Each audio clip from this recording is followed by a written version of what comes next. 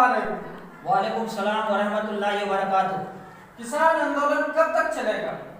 किसान आंदोलन तब तक चलेगा जब तक कि सरकार इन तीनों कानूनों को वापस नहीं लेगी। इसलिए कि किसान ने ऐलान कर दिया है, कानून वापस नहीं तो घर वापसी भी नहीं। कानून वापस हो जाएंगे तो घर वापसी हो जाएगी।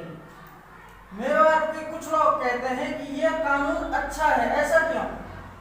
जो मेवात के लोग कह रहे हैं कि भाई कानून अच्छा है और वो सरकार की तरफदारी भी कर रहे हैं, सरकार की हिमायत में बात कर रहे हैं। अभी उन्होंने कुछ दिन पहले नहों में भी कई जगह उन्होंने कुछ बातें कही हैं, कुछ प्रदर्शन भी किए हैं। तो मैं समझता हूँ कि मेरे नज़दीक तो सबसे बड़े जाहिल है, क्योंकि उन्हें पता ही नहीं है किसान, या तो वो किसान ही नहीं है या फिर उन्होंने किसानों की जो हकीकत है वो उनको पता नहीं है। किसान तो दुनिया में और हिंदुस्तान में सबसे बड़ा होशियार और अक्लमंद है तो किसान ही है। किसान ही जो गन्ना उगाता है, खेत में बीज डालता है, गेहूं डालता है, तो उसको पता है हर चीज़ का कि किस तरीके से खेती की जाती है।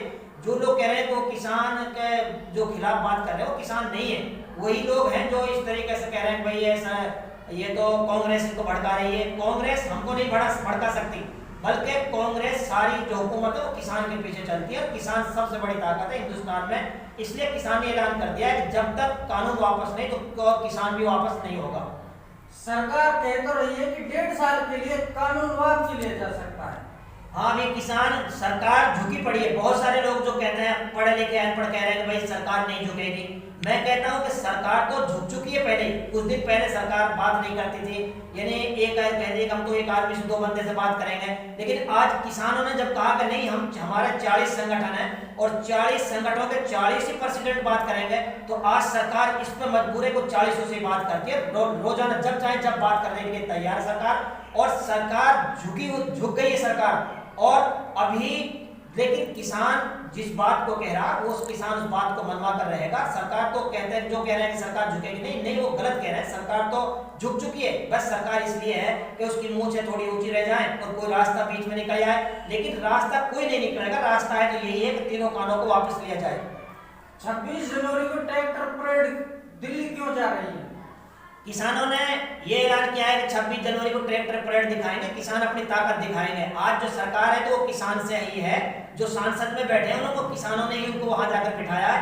अगर किसान नहीं रहेंगे तो सरकार नहीं रहेगी, और किसान जिसको चाहते हैं उसको सरकार बनाते हैं और जिसको नहीं चाहते उसको सरकार में से बाहर भगा देते हैं। अब वक्त आया, किसान जागे हैं। जब एक ऐलान किया था कि मोदी हर घर घर मोदी, कुछ ऐलान किया था, लोगों ने एक अच्छी सोच के साथ वोट दी थी कि कुछ मुल्क के साथ भलाई के काम होंगे, मुल्क में कुछ तरक्की होगी। लेकिन जब पता चला कि 2014 के बाद से ही अब तक कोई ऐसा काम नहीं हुआ भलाई का, बल्कि एक आपस में हिंदू मुस्लिम सिख ईसाई में फूट का काम किया है और पूरे मुल्क में जो नुकसान हुआ वो सबके सामने है। तो किसान ने ये भी अहद कर लिया कि अब इस सरकार को इस सत्ते से उतार कर ही रहेंगे। और किसानों ने यह तय कर दिया है कि 26 जनवरी को परेड, ट्रैक्टर परेड जो दिखाएंगे, उसके लिए ताकि पूरे दुनिया उसको देखे कि किसान की ताकत क्या है। और सरकार जो इंतजाम कर रही है, अगर सरकार कहेगी कि हमने ब्रेकेट लगा रखे हैं, हम घुसने नहीं देंगे किसान को, तो किसान के पास जो ट्रैक्टर है वो सबसे बड़ा हथियार है, सबसे बड़ी ताकत है ट्रैक्टर। तो ट्रैक्टर के साथ किसान 26 जनवरी में परेड में जाएंगे और वहां पर अपने किसान की अपनी ताकत दिखाएंगे। सरकार कहती है सबका साथ सबका विकास, फिर क्यों नहीं हो रहा है ये विकास? सबका साथ सबका विकास कहाँ हुआ? तीनों कानूनों का भी एनआरसी लाए, उनको उनके खिलाफ लाया, और एनआरसी के बाद में अब लाए हैं कि ये जो तीनों कानून लाए, एमएसपी जो लाए, अब ये क्या सबका साथ सबका विकास है? यानी जो अंबानी अडानी जो बड़े बड़े उद्योगपति हैं उनका तो पेट भरने की फिक्र करना है, उनके तो घर बनाने की फिक्र में लगे हुए हैं, उनका पेट भरने के लगे। लेकिन जो किसान है जो खेत में पानी भर चलाते हैं, हल जोतते हैं और किसान दाना उगाते हैं, फिर उसको हम तक उन तक पहुंचाते हैं सांसदों तक, तो उनको फिक्र नहीं है। उनको रोड पर ला दिया। आज 2 महीने हो गए इस धरने को चलते हुए, और इनको कभी ये पता नहीं कि किसान किस तरीके से ठंड में रोड पर जो बैठे हुए हैं किस तरीके ठंड का सामना कर रहे हैं। तो एक सबका साथ सबका विकास किया है। 2014 से अगर हम बात करें अब तक, तो कोई पूरे मुल्क में कोई ऐसा काम नहीं हुआ कि जिससे पता चल जाए कि सबका साथ सबका विकास।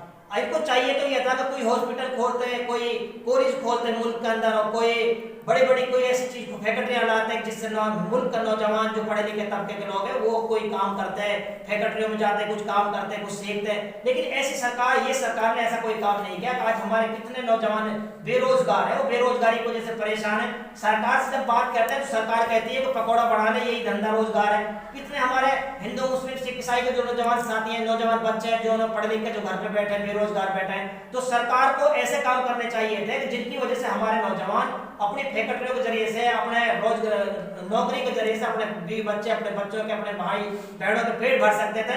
लेकिन सरकार ने ऐसा कोई काम नहीं किया। सरकार ने काम किया तो कभी नोटबंदी का किया, जीएसटी का काम किया, कभी लव जिहाद का काम किया, कभी और मसले छेड़े।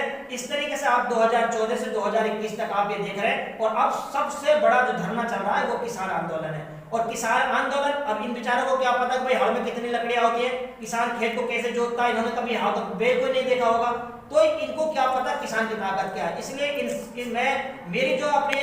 मैं सरकार से कहना चाहता हूं, जितना जल्द से जल्द तीनों कानूनों को वापस ले ले, इतना ही अच्छा पड़ेगा, वरना तो इसको सरकार को इसका नुकसान भी भुगतना पड़ेगा।